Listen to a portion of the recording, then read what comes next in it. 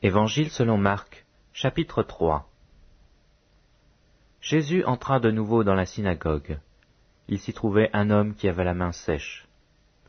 Ils observaient Jésus pour voir s'il le guérirait le jour du sabbat. C'était afin de pouvoir l'accuser. Et Jésus dit à l'homme qui avait la main sèche, « Lève-toi là au milieu. » Puis il leur dit, « Est-il permis le jour du sabbat de faire du bien ou de faire du mal, de sauver une personne ou de la tuer ?» Mais ils gardèrent le silence. Alors, promenant ses regards sur eux avec indignation, et en même temps affligé de l'endurcissement de leur cœur, il dit à l'homme, « Étends ta main. » Il l'étendit, et ses mains furent guéries. Les pharisiens sortirent, et aussitôt ils se consultèrent avec les Hérodiens sur les moyens de le faire périr. Jésus se retira vers la mer avec ses disciples. Une grande multitude le suivit de la Galilée, et de la Judée, et de Jérusalem, et de l'Idumée, et d'au-delà du Jourdain, et des environs de Tyr et de Sidon. Une grande multitude, apprenant tout ce qu'il faisait, vint à lui. Il chargea ses disciples de tenir toujours à sa disposition une petite barque, afin de ne pas être pressés par la foule. Car comme il guérissait beaucoup de gens, tous ceux qui avaient des maladies se jetaient sur lui pour le toucher. Les esprits impurs, quand ils le voyaient, se prosternaient devant lui et s'écriaient « Tu es le Fils de Dieu !» Mais il leur recommandait très sévèrement de ne pas le faire connaître. Il monta ensuite sur la montagne. Il appela ceux qu'il voulut, et ils vinrent auprès de lui. Il en établit 12, pour les avoir avec lui, et pour les envoyer prêcher avec le pouvoir de chasser les démons. Voici les 12 qu'il établit. Simon, qu'il nomma Pierre, Jacques, fils de Zébédée, et Jean, frère de Jacques, auquel il donna le nom de Boarnégès, qui signifie fils du tonnerre, André, Philippe, Barthélemy, Matthieu, Thomas, Jacques, fils d'Alphée, Thaddée, Simon le Cananite, et Judas Iscariote, celui qui livra Jésus. Ils se rendirent à la maison, et la foule s'assembla de nouveau, en sorte qu'ils ne pouvaient pas même prendre leur repas. Les parents de Jésus, ayant appris ce qui se passait, vinrent pour se saisir de lui, car ils disaient « Il est hors de sens ». Et les scribes qui étaient descendus de Jérusalem dirent « Il est possédé de Belzéboul. C'est par le prince des démons qu'il chasse les démons. » Jésus les appela et leur dit sous forme de parabole « Comment Satan peut-il chasser Satan? Si un royaume est divisé contre lui-même, ce royaume ne peut subsister. Et si une maison est divisée contre elle-même, cette maison ne peut subsister.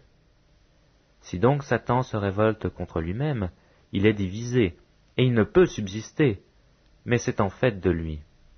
Personne ne peut entrer dans la maison d'un homme fort et piller ses biens sans avoir auparavant lié cet homme fort. Alors il pillera sa maison. Je vous le dis en vérité, tous les péchés seront pardonnés aux fils des hommes, et les blasphèmes qu'ils auront proférés. Mais quiconque blasphémera contre le Saint-Esprit n'obtiendra jamais de pardon. Il est coupable d'un péché éternel.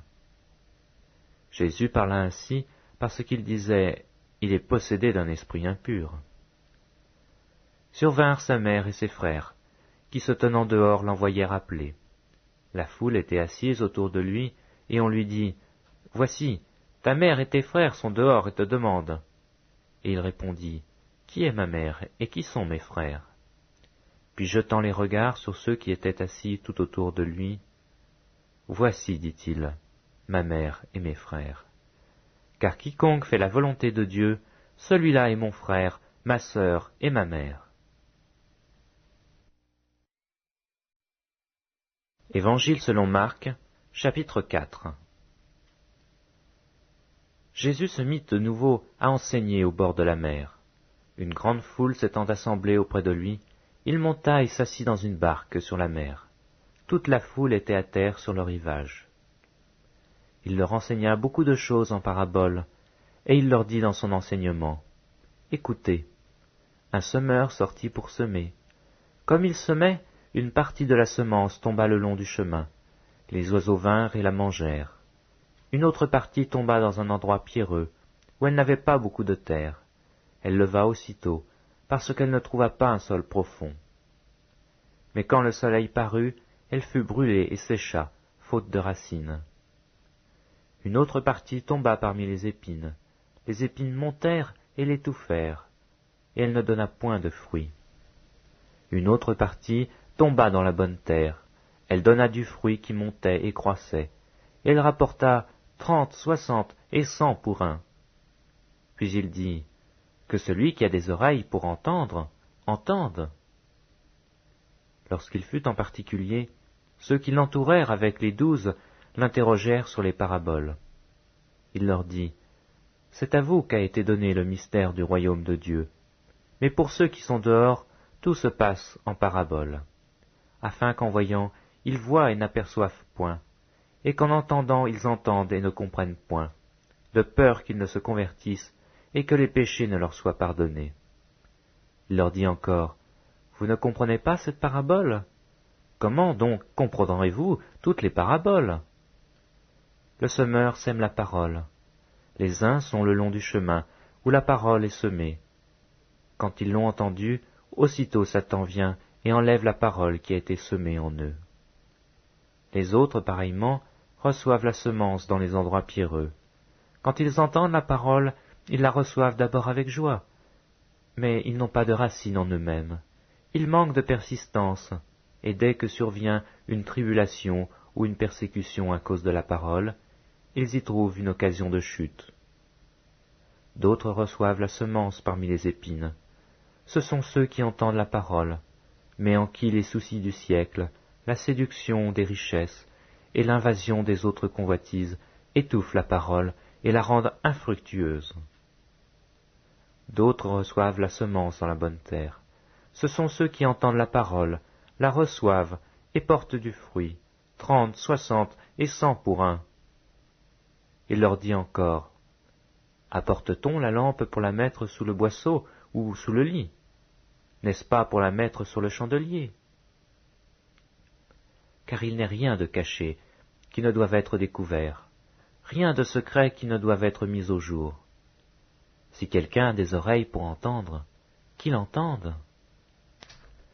Il leur dit encore, prenez garde à ce que vous entendez.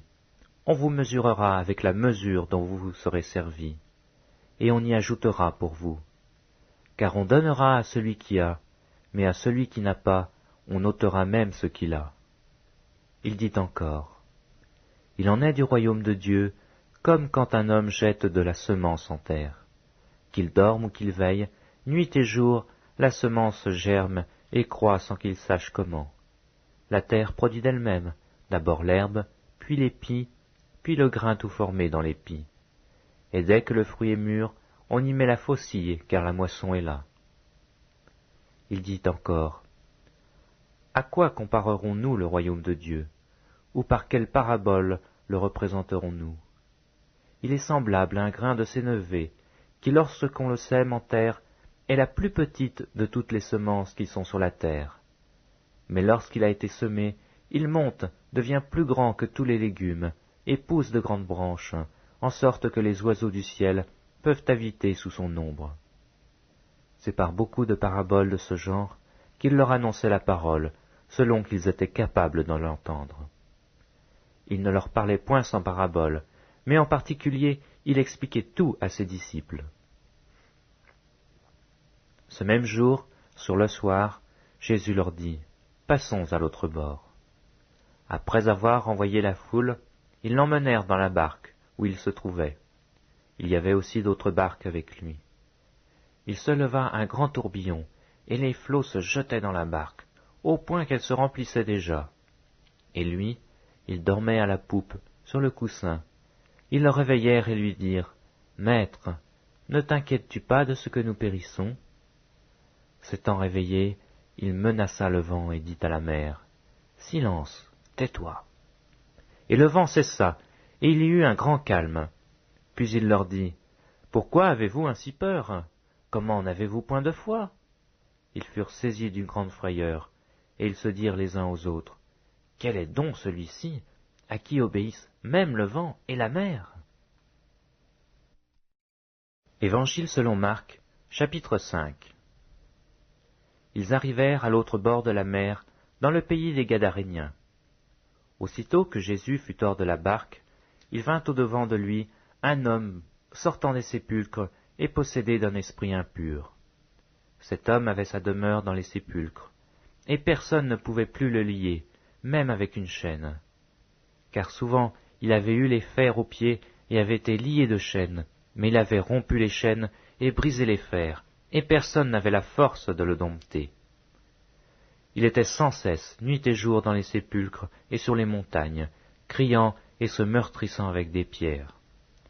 Ayant vu Jésus de loin, il accourut et se prosterna devant lui, et s'écria d'une voix forte, « Qu'y a-t-il entre toi et moi, Jésus, fils du Dieu Très-Haut?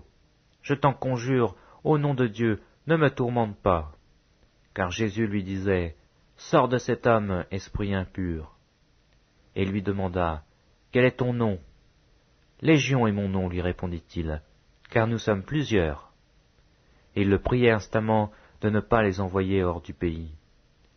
Il y avait là vers la montagne un grand troupeau de pourceaux qui paissaient.